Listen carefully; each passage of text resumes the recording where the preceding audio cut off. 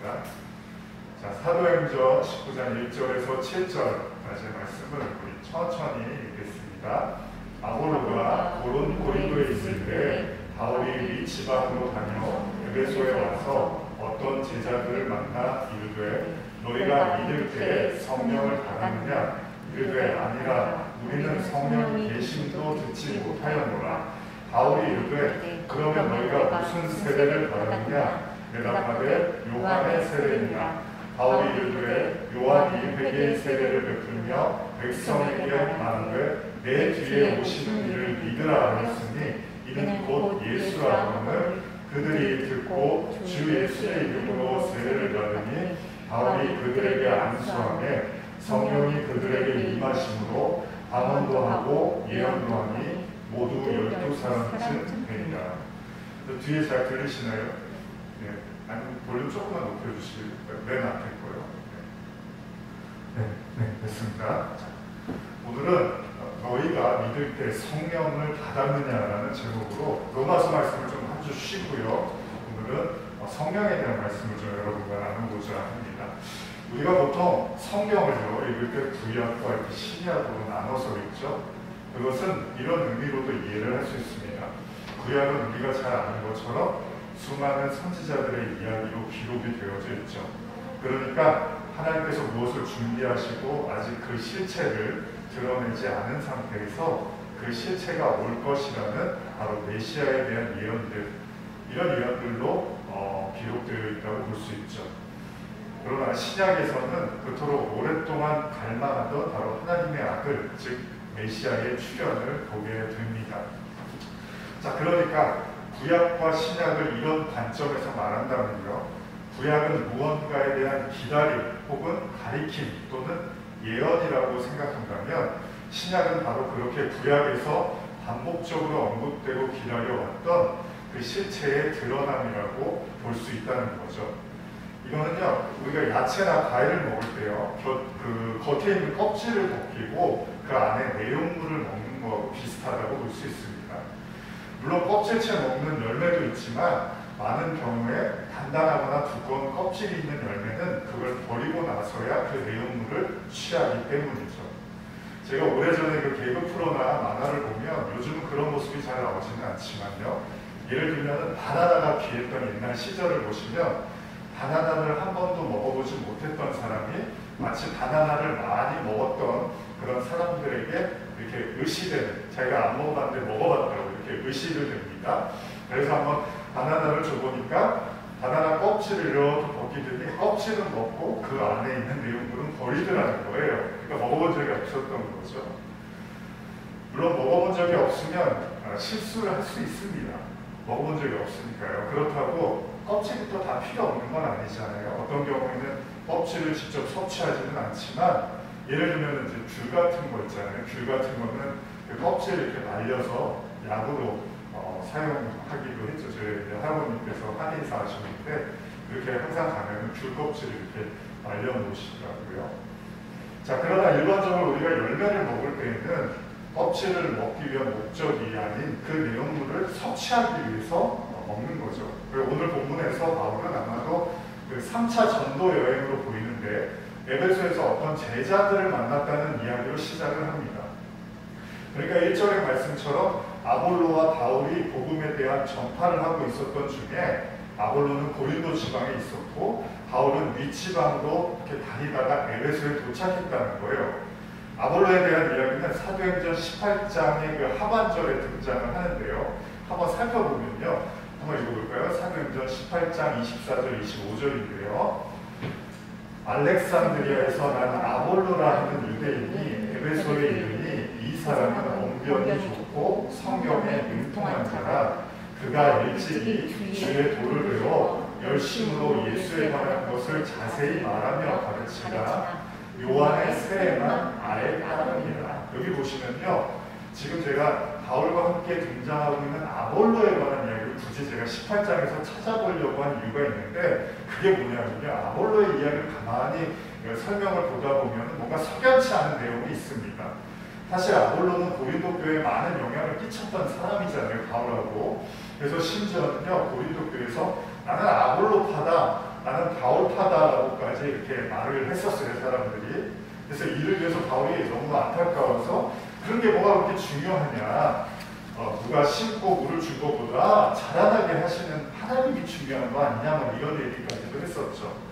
그러나 아볼로가 이제 등장하고 있는 그 18장의 구절에 보면은 아볼로가 굉장히 학문적으로 뛰어난 사람이고 아주 똑똑한 사람으로 묘사를 하고 있습니다. 언변도 훌륭하고요. 또 성경에도 굉장히 능통한 자입니다. 그런데 바울을 통해서 복음을 깊이 전파하고 깨달았던 이 브리스길라와 아굴라가 그 아볼라가 설교하는 자리에 있었는데 뭔가 석연치가 않았던 거예요. 그게 뭐냐면 그가 예수에 관해서 열심히 설교는 하고 있었는데 성경 말대로 요한의 세례만 알고 있었다는 거예요. 그러니까 성령 세례를 모르고 있었다는 거예요, 아볼로가. 물론 이후의 구절은 그런 아볼라에게 결국 하나님의 은혜가 임하였음을 보여주는데 이것도 한번 읽어보겠습니다. 사도행전 18장 26절에서 28절인데요. 시작. 그가 회당에서 담대히 말하기 시작하거늘 브리스길라와 아굴라가 듣고 데려다가 하나님의 도를 더 정확하게 풀어 이루더라. 아볼로가 아가야로 건너가고자 하므로 형제들이 그를 격려하며 제자들에게 편지를 써 영접하라 하였더니 그가 감에 은혜로 말미암아 믿는 자들에게 많은 유익을 주니 이는 성경으로서 예수는 그리스도라고 증언하여 공중 앞에서 힘있게 유대인의 말을 이기리로라. 여기 보면요, 아볼로는 결국 그 브리스길라와 아굴라라는 사람을 통해서 이제 하나님의 말씀을 더 정확하게 배우게 됩니다. 여러분 혹시 찬송가 오늘도 부르셨는데 찬송가 중에 구주를 생각만 해도라는 이 찬송가 아시죠? 여기에 보면 4절에 이런 가사가 있죠. 예수의 넓은 사랑을 어찌 다 말하랴 주 사랑 받은 사람만 그 사랑 알도다. 아마도 저도 10대 때부터 굉장히 좋아하던 찬송가 중에 하나인데요. 여기 보면은 주 사랑을 받은 사람만 그 사랑을 알도다라고 이렇게 적혀 있습니다.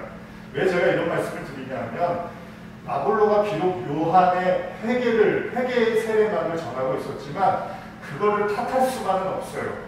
왜냐하면 아볼로에게는 성경을 거기까지만 보고 있었던 거예요. 그러니까 아볼로에게는 성경에 대한 이야기를 아볼로가 볼 수가 없었어요. 그리고 그런 아볼로에게 누구도 그 이상의 이야기, 그러니까 성령에 대한 이야기를 해준 적이 없는 거예요. 왜냐하면 그의 설교를 듣는 청중들 또한 거기에 대해서 모르고 있었으니까 그냥 아볼로 설교를 이렇게 듣고만 있었던 거죠. 여러분 우리가 흔히 개구리 올챙이적 생각 못한다는 말을 하는데요. 사실 신앙에 있어서도요. 모두가 다 함께 듣고 함께 있다고 해서 같이 똑같은 내용을 인지하고 있는 건 아닙니다. 사람마다 저마다 다른 시간과 다른 배움을 가지고 있다는 거예요. 지금의 저는요, 분명히 10년 전, 20년 전에 제가 알던 복음과는 분명히 다른 복음을 알고 있는 것 같습니다. 그때는 제가 알고 있는 복음이 전부라고 생각했지만 시간이 지나면서 그렇게 알고 있던 지식과 신앙이 점점 깨어지면서 그 신앙이 조금씩 이렇게 자라나더라는 거예요. 그렇기 때문에 바울의 말처럼 선줄로 알면 넘어질까 조심하라 그러잖아요. 그러니까 뭐냐 하면 지금 내가 알고 있는 모든 게 전부라고 또한 자부할 수가 없다는 겁니다. 여러분과 저도 마찬가지죠. 그리고 더 중요한 건 아볼로의 이야기에서처럼 하나님께서 좀 더 많은 은혜를 베푸셨다면 요한의 회개가 세례의 전부인 줄 알고서 설교하고 가르치고 있는 아볼로를 누가 비웃을 수 있겠냐는 거예요. 배운 적이 없는데, 들은 적이 없는데, 겪은 적이 없는데요. 그러니까 그거를 우리가 여러분과 저도 마찬가지로 아니 저 사람은 왜 저렇게밖에 못해? 왜 저 사람은 저기까지밖에 얘기를 못해? 이런 생각이 들 수도 있지만 한편으로는 아직 거기까지밖에는 못 본 거예요. 아볼로도 거기까지만 본 겁니다. 그리고 그 누구에게 그 이상의 이야기를 들어본 적이, 배워본 적이 없어요. 그런 의미에서 바울은 또 이렇게 말하고 있는데요. 로마서 10장 14절 한번 읽어볼까요? 로마서 10장 14절입니다. 시작. 그런즉 그들이 믿지 아니하는 일을 어찌 부르리요? 듣지도 못한 일을 어찌 믿으리요? 전파하는 자가 없이 어찌 들으리요? 어쩌면 우리가 요즘 로마서를 나누고 있으면서 바울이 이렇게 서신으로나마 복음을 전하고 또 전하고 가르치려고 하는 의도가 여기 있었는지도 모릅니다. 어떤 의미에서 바울의 눈에는요, 당시의 성도들의 믿음이 하나님이 원하시는 그런 분량에 이르지 못한 것으로 보였던 것 같습니다. 여기에 대해서 굉장히 안타까움이 있었던 거예요, 바울은. 그렇기 때문에 바울은요, 자기가 할 수만 있는 대로 어떻게든 자기가 알고 있는 모든 것을 다 쏟아내려고 했다는 겁니다. 어쨌든 결국 아볼로는요, 자신의 설교를 듣고 있던 브리스길라와 아굴라를 통해서 복음의 진수를 배우고 예수 그리스도를 증거하기에 이르게 되죠. 오늘의 그 사도행전 19장의 본문도 사실 비슷합니다. 바울이요, 에베소에서 어떤 제자들을 만났는데, 그리고 바울의 첫 물음은 너희가 믿을 때에 성령을 받았느냐는 거예요. 여러분도 믿을 때 성령을 받으셨습니까? 바울이 지금 이렇게 질문을 하고 있습니다. 놀라운 사실은 이 이야기를 들은 그 에베소에서 만난 몇몇의 제자들이 성령의 존재조차도 알지를 못하고 있었다는 겁니다. 이때 바울이 다시 묻는데요. 사도행전 19장 3절인데 읽어보겠습니다. 바울이 이르되 그러면 너희가 무슨 세례를 받았느냐? 대답하되 요한의 세례니라. 바울이 무슨 세례를 받았냐? 이렇게 물어봐요. 그랬더니 여러분 어떻습니까? 바울이 이런 말에 이런 생각을 하시는 분도 있을 거예요. 아니, 세례면 세례지 또 무슨 세례가 어디 있느냐? 그러면 요즘 말로요, 바울이요, 장로교에서 세례받았냐, 침례교에서 세례받았냐, 침례받았냐, 세례받았냐, 지금 이런 거를 묻고 있는 걸까요? 저도 침례받았거든요. 침례교에서. 여러분들 중에 뭐 세례도 받으셨겠고요. 그럼 바울이 지금 어떤 방식으로 세례받았느냐라는 걸 물어보는 건 아니잖아요. 그럼 뭘 물어보는 거죠? 아니, 세례를 받았느냐, 그래서 세례를 받았으니까 그럼 끝이어야 되는데 무슨 세례를 받았느냐 이렇게 물어보고 있다는 거예요. 사실 이거 굉장히 중요한 얘기거든요. 제자들의 대답이요, 요한의 세례라고 말을 하니까 누구한테 세례를 받았는가라고 또 이런 생각을 할 수 있어요. 저 요한한테 받았는데요. 근데 그것도 아니에요. 바울의 질문의 의도는.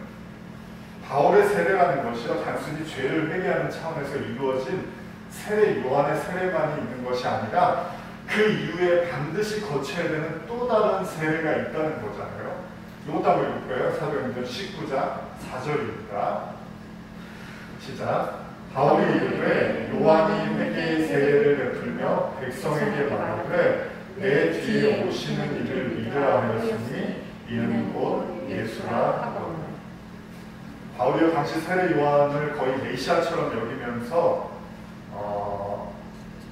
그 가르침을 아주 받들었던 사람들, 그런 제자들에게 세례의 본질은 회개를 통해서 단순히 회개만 하기 위한 게 아니라 회개를 통해서 진정한 메시아, 즉 예수 그리스도를 믿기 위함이다라고 말을 하고 있습니다. 그런데 우리가 의아하게 생각할 수 있는 게요, 그렇다면 이들이 예수를 믿을 마음이 없이 요한의 세례를 받았겠냐는 거예요. 물론 단순히 요한의 가르침만 따랐다면 그럴 수도 있겠지만 사실 요한의 가르침에는 오실 메시아에 대한 이야기가 항상 있었잖아요. 요한은 항상 자기보다 그 예수님에 대한 이야기를 하고 있었던 사람들. 근데 요한의 세례를 받았는데 예수님을 모를 리가 없단 말이죠.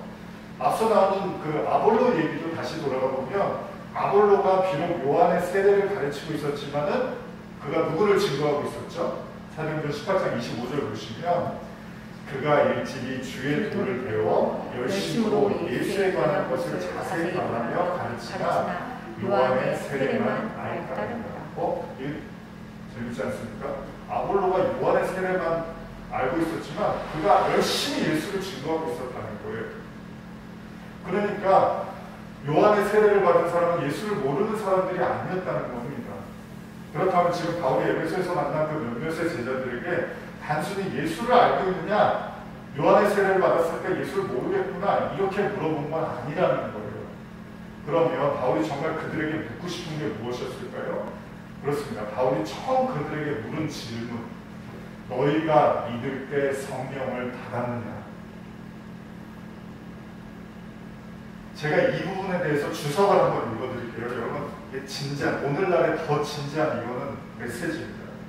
우리 많은 성도들이 한 번쯤은 생각해야 하는 메시지입니다. 제가 주석을 한번 읽어드릴게요. 이들의 대답에 바울은 뜻밖이라는 표정을 지었을 것이 분명하다. 왜냐하면 성령을 받지 않고서는 예수를 진정 믿는 자라고 말할 수 없기 때문이다. 아울러 이들이 성령이 있음을 듣지도 못하였다는 것은 요한의 세례조차 제대로 이해하지 못하였음을 단증한다.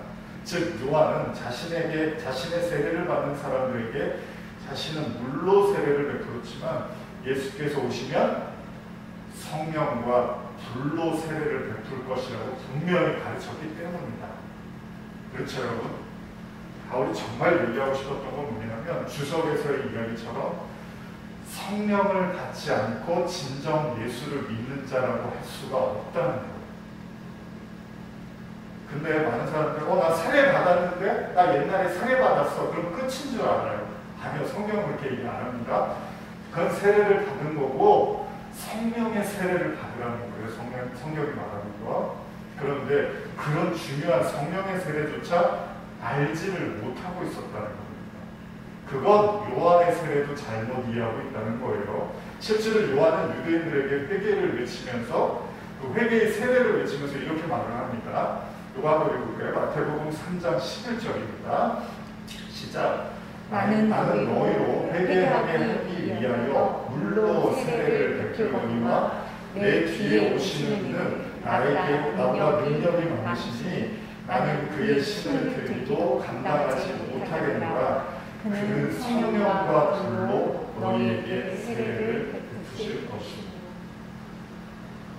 물세례 받은 거를 지금 다 이제 그럼 됐어. 성도면 물세례 받았으면 돼서 그렇게 얘기 안 해요. 성경은요. 반드시 예수께서 불과 성령으로 세례를 주신다는 겁니다.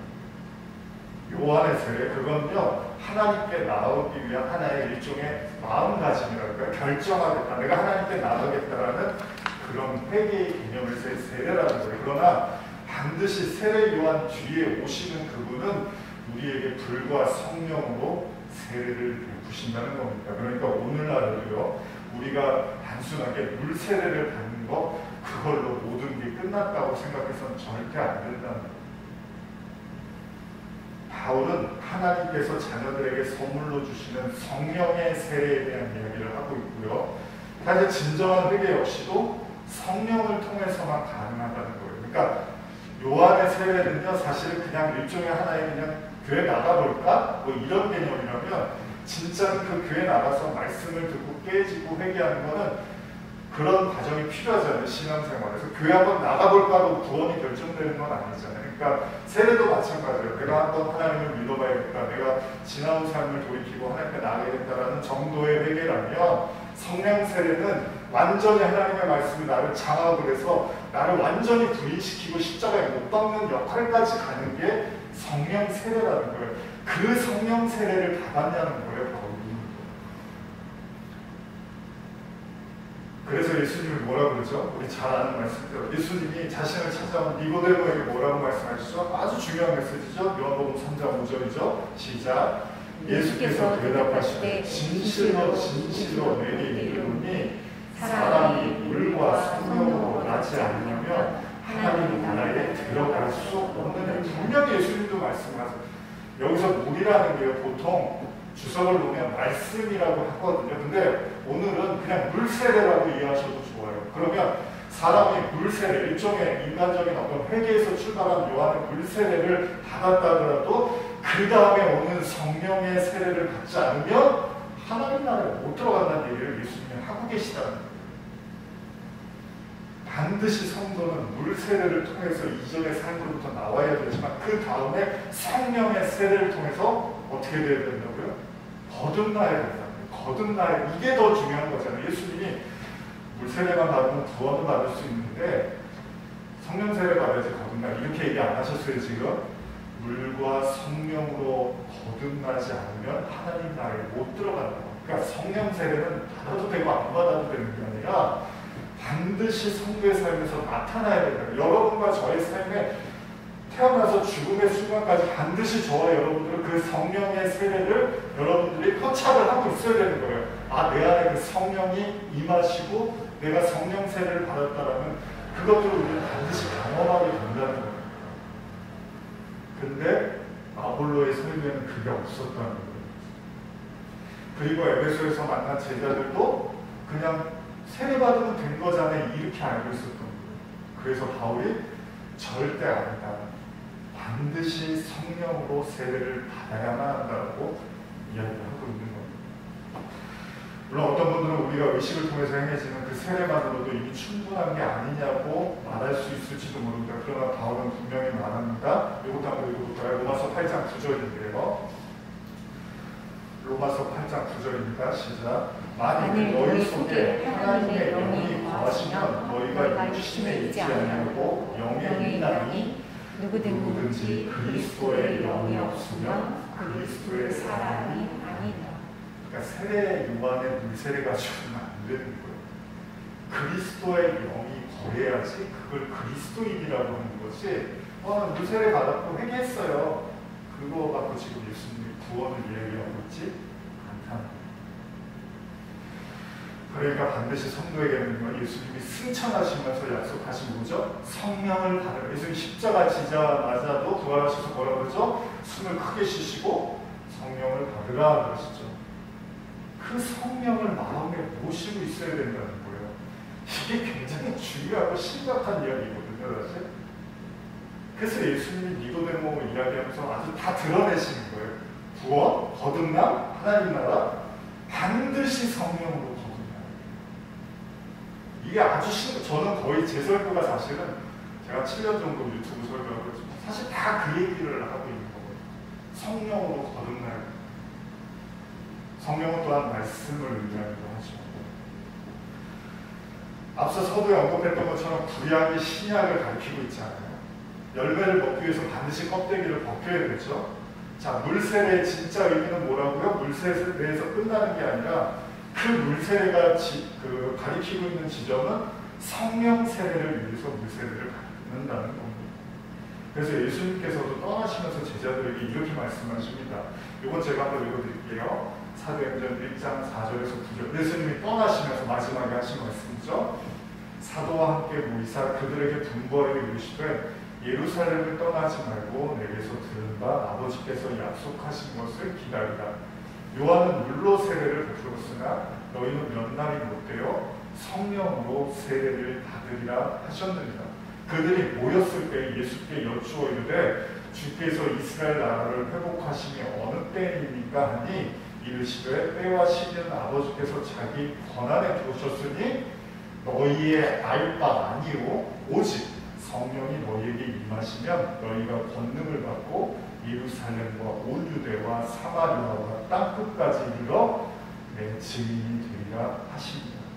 이 말씀을 마치시고 그들이 보는데 올려져 가시니 구름이 그를 가려 보이지 않게 하더라. 여러분, 예수님의 마지막 말씀이 뭐라고요? 성령을 받아. 그러니까 예수님의 사역의 결국은 뭐예요? 성령을 받아. 근데 재밌는 얘기가 있어요. 여기 제자들이 마지막에 이제 승천하실 것 같으니까 묻죠. 주님, 이스라엘 나라를 회복하심이 언제입니까? 사람들은 다 여기에 관심이 있는 거잖아요. 그때 예수님 뭐라 그래요? 그때와 시기는 아버지의 권한이니 너희의 알 바가 아닌. 온통 사람들의 관심은 언제 좋아져요? 언제 이거 회복돼요? 이스라엘 나라가 언제 좋아져요? 온통 사람들의 관심. 그런데 예수님은 그런 건 너희 알 바가 오직 너희에게 성령이 임하면 땅끝까지 복음을 전해. 그게 성도가 하는 일이야. 성령이 저와 여러분들에게 임하는 것, 그래서 우리가 복음을 전하는 증인이 되는 것, 그게 성도의 진짜 관심이 되어야 된다는 거예요.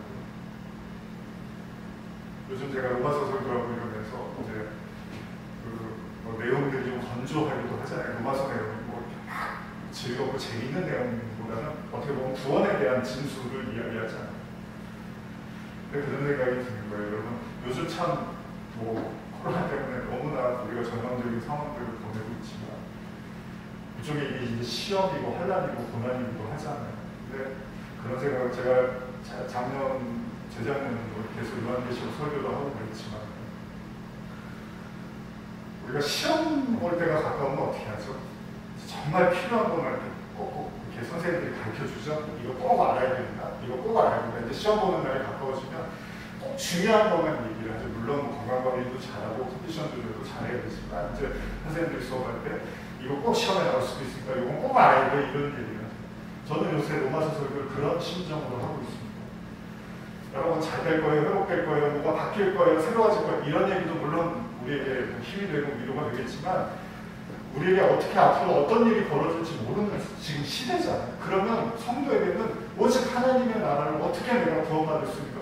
여기에 집중하는 게 가장 중요한 거 아니겠습니까? 이게 다 좋아질 거예요, 사라질 거예요, 없어질 거예요. 그런 얘기는 굳이 누가 안 해줘도 그냥 대화하면서 누구든지 할 수 있는 얘기잖아요.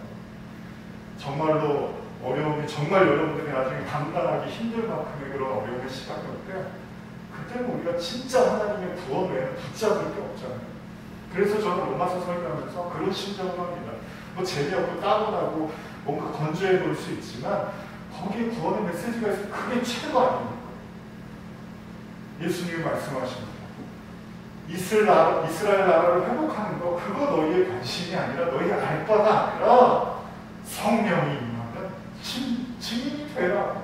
그거면 된 거야. 성도의 진정한 관심사는 눈에 보이는 세상이 언제 바뀝니까? 라고 묻던 제자들의 질문이 아니라 눈에 보이지 않는 하나님의 영이 내게 임해서 그 진리의 복음을 그냥 전하다가 하나님 부르시면 가면 되는 거잖아요. 그럼 되는 거잖아요. 예수님도 그렇게 하신 거잖아요. 내가 십자가 지면서 내가 힘이 없어서 십자가 지는 줄 아냐? 내가 능력이 없어서 십자가 지는 줄 아냐? 나는 오로지 하나님의 나라를 전하기 위해서 왔다라고 말씀을 하시는 거죠. 말씀을 마무리하면서 누군가 저에게 이렇게 물을 겁니다. 그러면 요한의 물 세례와 예수님이 말씀하신 성령의 세례의 차이가 뭡니까? 도대체 그 성령의 세례가 뭐길래 바울이 이렇게 중요하게 말하고 있습니까? 왜 예수님은 하나님의 나라에 들어가려면 반드시 물과 성령으로 거듭나라고 말씀하십니까? 물론 기타 등등의 여러 가지 의문이 들 수 있고 저에게 물을 수 있습니다. 제가 오늘 이 짧은 설교로 모든 걸 다 담아내기는 어렵지만 로마서의 한 구절로 여러분과 그 대답을 대신하고 싶습니다. 같이 한번 읽어볼까요? 로마서 8장 14절 15절인데요. 같이 한번 읽어보겠습니다. 시작. 무릇 하나님의 영으로 인도함을 받는 사람은 곧 하나님의 아들이다. 너희는 다시 무서워하고 종의 영을 받지 않냐고 양자의 영을 받았으므로 우리가 아빠, 아버지라고 부르시느니라. 거의 7, 8년 전에 제가 이 8장 14절을 보고서 아주 큰 은혜를 받았거든요. 하나님의 영으로 인도한 사람이 하나님의 아들이라고? 그렇습니다. 성령 세례의 핵심은 뭡니까? 바로 우리가 하나님의 아들, 즉 자녀라는 걸 깨닫게 하는 거예요. 성령을 통해서만이 종의 영에 사로잡혔던 우리가 양자의 영, 즉 하나님의 아들이 되었다. 그래서 아빠라고 부를 수 있는 그런 관계가 되었다는 걸 성령을 통해서만 배우게 돼요. 그러니까 여러분들이 가르침으로 들을 수는 있지만 그게 여러분들의 마음이 되려면 반드시 성령이 임하셔야지만 그게 가능하다는 거예요. 그래서일까요? 오늘 바울을 만났던 에베소의 몇 제자들의 이야기가 이렇게 마무리를 하는데요. 이것도 한번 읽어볼까요? 사도행전 19장 5절에서 7절인데요. 그들이 듣고 주 예수의 이름으로 세례를 받으니 바울이 그들에게 안수하되 성령이 그들에게 임하심으로 방언도 하고 예언도 하니 모두 12사람쯤입니다. 여기서 핵심은요, 단순히 바울이 안수했더니 그들이 방언하고 예언했다 이게 중요한 게 아니고요. 중요한 건 그들에게 성령이 임했다는 거잖아요. 물론 그렇다면 성령 세례가 반드시 안수를 통해서 또 이루어진다 이런 얘기도 아닙니다, 여러분. 성령의 역사는 그야말로 하나님의 역사이고 하나님의 권한이기 때문에 이 내용에서는 그냥 하나님의 바울을 사용하셨을 뿐이지만 하나님은 어떤 방식으로 어떻게 우리를 성령 세례를 주실지는 몰라요. 그런데 이 이야기의 마지막에 어떻게 끝나냐면 그들의 수가 12사람쯤이었더라 이렇게 끝나요. 12이라는 숫자 뭐죠? 우리가 잘 아는 것처럼 야곱의 12아들, 예수님의 12제자, 그러니까 넓은 의미에서 하나님의 자녀가 됐다라는 의미로도 이해할 수 있단 말이에요. 물론 주석에서는 꼭 그렇다라고 얘기를 하기에 맞는 경우도 있지만 우리가 바울의 고백처럼 뭐라고요? 바울이 하나님의 영으로 인도함 받는 자들이 하나님의 아들이라고 말한다면 저와 여러분들에게 요한의 물 세례를 거쳐서 성령의 세례를 우리가 경험하게 됐을 때 우리는 고백하게 된다는 거예요. 아빠, 아버지, 하나님과 나는 끊어질 수 없는 관계구나라는 걸 성령께서 도중으로 우리에게 나타내 주신다는 겁니다. 여러분, 이거보다 더 중요한 게 어디 있겠습니까? 지금 이 세상에 너무 우리가 마음 뺏길 필요가 없습니다. 하나님의 성령이 우리에게 임하시면 여러분들이 하나님의 유업을 받은 자들입니다. 아멘이십니까? 네, 우리 한 절 읽고 마치겠습니다. 사도행전 2장 38절입니다. 여러분 자신과 그리고 이 땅을 향해서 이 말씀 한번 외치면서 마치겠습니다. 시작.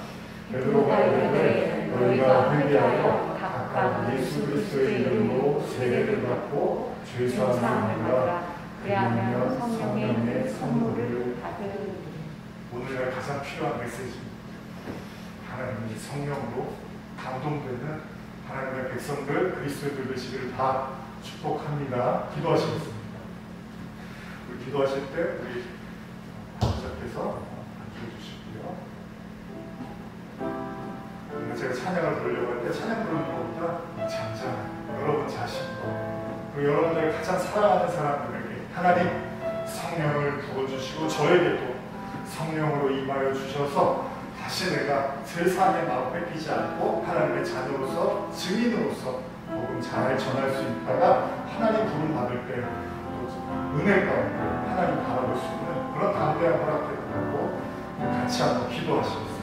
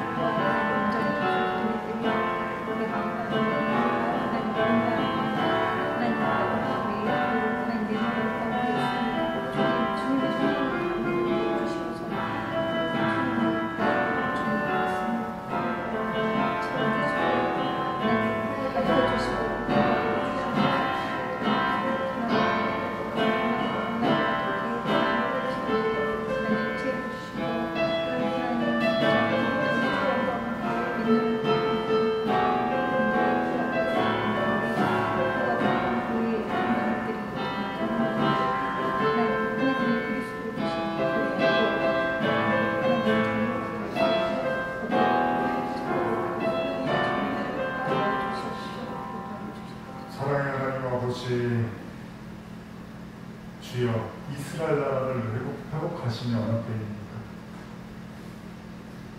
그때와 신 너희 알 바 아니요 하나님께 맡기고 오직 성령이 임하며 복음의 증인이 되라고 말씀하십니다. 오직 복음만이 우리의 생명입니다. 오직 하나님의 성령만이 우리의 생명입니다. 주님 그것만 바라보고 집중하게 하여 주시옵소서.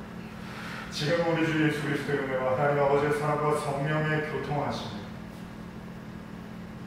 오직 성령이 임하심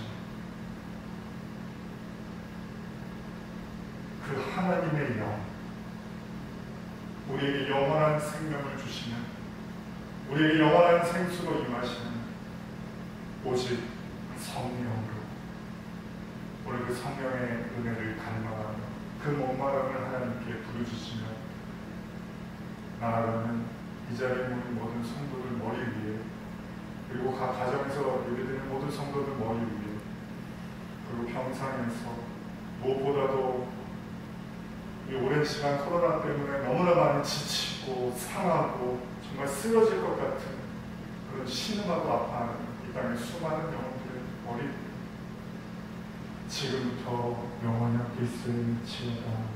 아멘.